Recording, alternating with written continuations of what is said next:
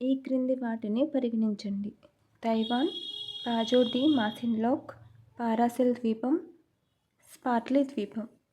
పైన పేర్కొన్న ప్రదేశాల్లో ఉత్తరం నుండి దక్షిణానికి వాటి భౌగోళిక నిరూపకాల ఆధారంగా కింది వాటిలో ఏది సరైన క్రమంలో ఉంది?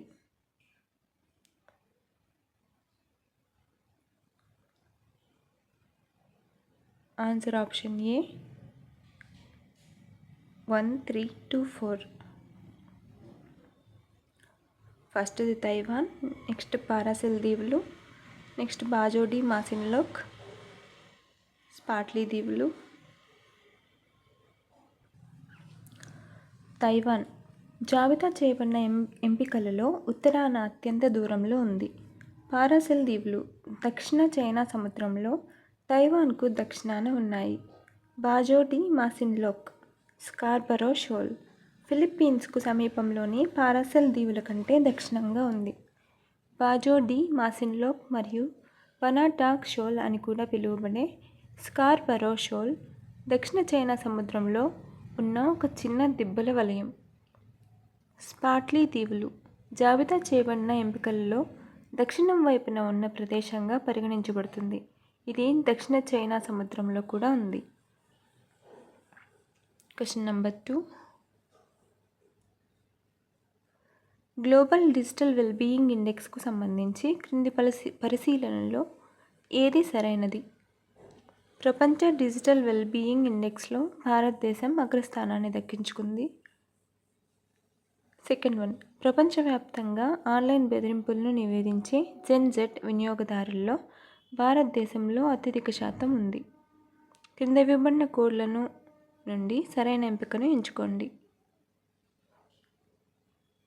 Answer option C 1, 2. 2 కరెక్ట్. ప్రపంచ డిజిటల్ వెల్బీయింగ్ ఇండెక్స్లో భారతదేశం అగ్రస్థానాన్ని దక్కించుకుంది. భారతదేశం 100కి 67 స్కోర్తో గ్లోబల్ డిజిటల్ వెల్బీయింగ్ ఇండెక్స్లో అగ్రస్థానాన్ని దక్కించుకుంది. ఇది తల్లిదండ్రులు మరియు టీనేజర్ల మధ్య బలమైన నమ్మకం మరియు మద్దతు నెట్వర్క్లను హైలైట్ చేస్తుంది. ప్రపంచవ్యాప్తంగా ఆన్లైన్ బెదిరింపులను నివేదించే జెన్-జెడ్ వినియోగదారుల శాతం భారతదేశంలోనే అత్యధికం. సెక్స్టార్షన్ మరియు గ్రూమింగ్తో సహా ఆన్లైన్ బెదిరింపుల రేటును భారతీయ జెన్-జెడ్ వినియోగదారులు నివేదించారని నివేదిక సూచిస్తుంది.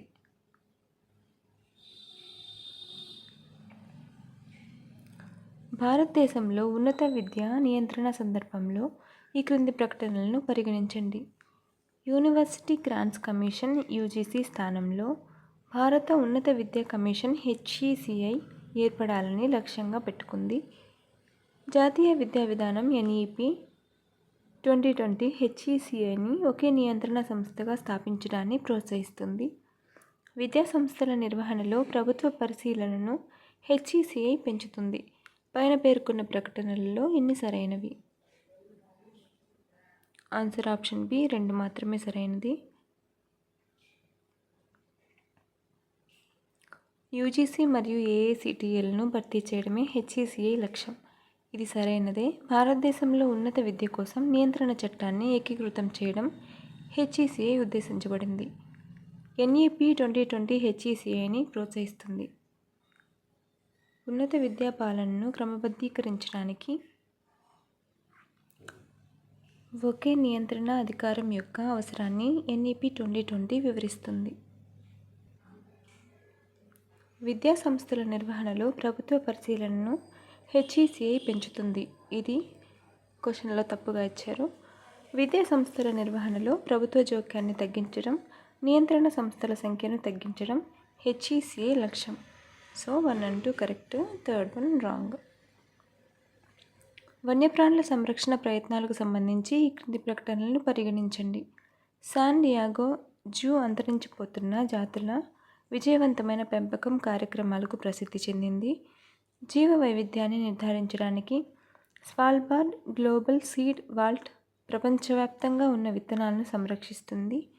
గ్రేట్ గ్రీన్ వాల్ చొరవ ఆఫ్రికాలోని సహెల్ ప్రాంతం అంతటా ఎడారీకరణను ఎదుర్కోవడం లక్ష్యంగా పెట్టుకుంది. పైన పేర్కొన్న ప్రకటనలలో ఎన్ని సరైనవి?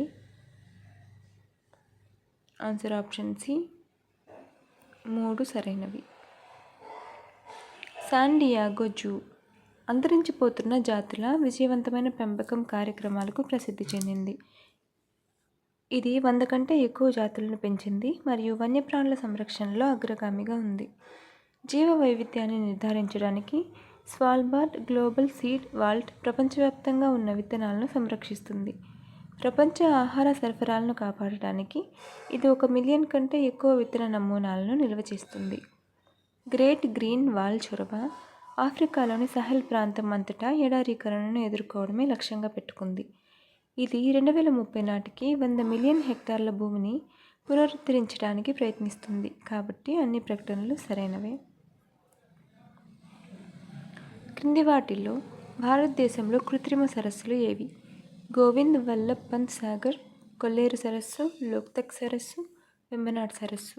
కింద ఇవ్వబడిన కోడ్ల నుండి సరైన ఎంపికను ఎంచుకోండి. ఆన్సర్ ఆప్షన్ ఏ, 1 మాత్రమే. గోవింద్ వల్లభ్ పంత్ సాగర్ ఇది ఉత్తరప్రదేశ్లోని రిహంద్ నదిపై రిహంద్ ఆనకట్ట ద్వారా సృష్టించబడిన ఒక కృత్రిమ సరస్సు. ఇది ప్రధానంగా నీటిపారుదల మరియు విద్యుత్ ఉత్పత్తి కోసం. కొల్లేరు సరస్సు ఇది ఆంధ్రప్రదేశ్లోని కృష్ణా మరియు గోదావరి డెల్టాల మధ్య ఉన్న ఒక సహజ సరస్సు. ఇది ఒక చిత్తడి నేల మరియు వలస పక్షులకు ఆవాసం. లోక్తక్ సరస్సు ఇది మణిపూర్లో ఉన్న ఒక సహజ సరస్సు. ఇది ప్రత్యేకమైన తేలియాడే ద్వీపాలు మరియు దాని పర్యావరణ ప్రాముఖ్యతకు ప్రసిద్ధి చెందింది. వెంబనాడ్ సరస్సు ఇది కేరళలోని ఒక సహజ సరస్సు. దాని పెద్ద పరిమాణం మరియు సుందరమైన అందానికి ప్రసిద్ధి చెందింది. ఇది భారతదేశంలోనే అతి పొడవైన సరస్సు. Follow for more videos.